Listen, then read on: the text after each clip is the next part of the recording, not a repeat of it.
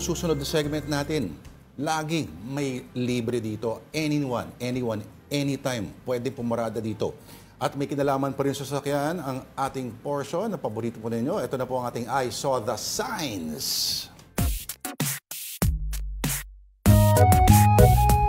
I Saw the Signs. Anong nagaganap pag traffic edition? Tita Pao, what is the first photograph?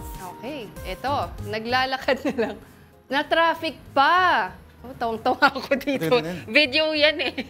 Video ba yan? Tapos, si Kuya, na-traffic, naglalakad lang pero na-traffic pa. Kasi, kasi yung may sidewalk, dapat nilalakaran tao, may dumaan ng motor. Yes, so kahit siya, na-stand still na dyan sa area na yun. Welcome to the Philippines. Dapat gantihan doon sa bike, sa lane nila. Tumayo din, doon maglakad din. No? Oo. Okay, next. Ito, sa sobrang traffic, nagkapamilya na ako dito sa bus. Hindi ko na-guess.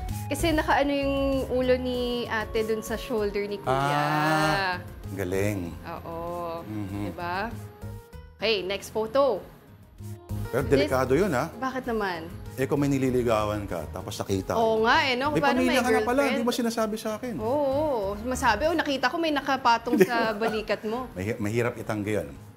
Okay, and this is how you keep calm in traffic jams.